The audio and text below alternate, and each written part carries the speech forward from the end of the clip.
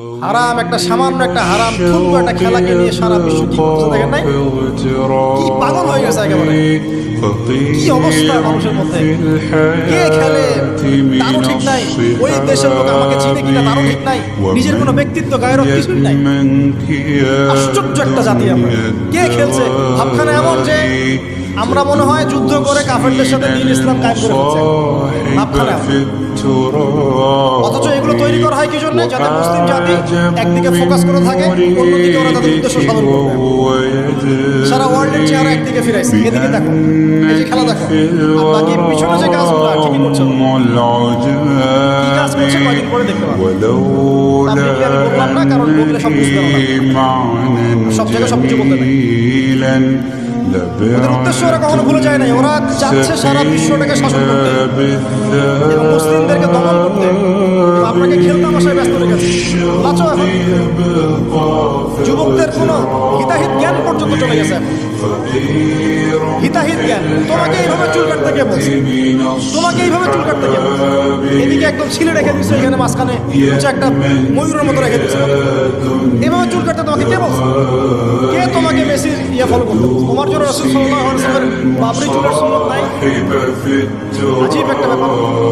দাড়ি রাখছো, বিরাট কোহলির মতো দাড়ি রাখছো কেন? রাসূল সাল্লাল্লাহু আলাইহি ওয়াসাল্লামের মতো ছাড়া দাড়ি রাখতে বলো?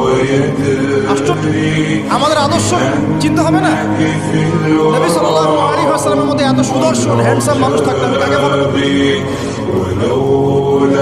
যুবকদের পুরো মাথাটাকে ব্রেন ওয়াশ করে ফেলা হয়েছে। কারণ ওরা জানে খুব ভালো করেই যুবকরা যদি আল্লাহর পথে ফিরে আসে সমস্যা আছে, সমস্যা। এই কারণে তোমাদেরকে ভুলিয়ে রাখা হচ্ছে। নিজের জীবনের উন্নতি বেশি। আল্লাহ পাক তোমাদেরকে কি করে সৃষ্টি করেছেন এটা বুঝো। শোনো, দুনিয়া যদি চাইতাম কিছু করতাম, এই সুযোগ আমার সামনে ছিল। আমরাও স্বপ্ন দেখেছি, পাবলিক বলেই ফেলছি, আমরা একসময় স্বপ্ন দেখেছি বাংলাদেশ ক্রিকেট টিমের ওপেনিং ব্যাটসম্যান।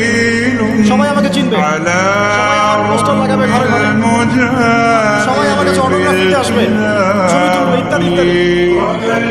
যখন থেকে দিন বুঝেছি, আলহামদুলিল্লাহ একদিনও পিছিয়ে ফিরে তাকাইনি। এখনো মানুষ শুধু ছবি তুলছে, আমাদের সাথে তুলতে যাচ্ছে, অটোগ্রাফ চাচ্ছে, একই বিষয়। এখন আমি ওরা অ্যাভয়েড করছি জিনিসগুলোকে, নিজেকে চিনতে শিখো। আল্লাহ রাব্বুল আলামিন তোমাকে আমাকে সৃষ্টি করেছেন, আল্লাহ পাক আমাদের হাতে এই দিনের বিজয় দেখতে চান। আল্লাহ পাক চান যেন আমরা আল্লাহর দিনটাকে পালন করি, প্রচার করি, প্রসার ঘটাই। ইনশাআল্লাহ এক সময় দিন প্রতিষ্ঠা হবে। আমরা যদি খেলতামাশায় মত্ত থাকি তাহলে দিনের প্রচার কে করবে? প্রসার কে করবে?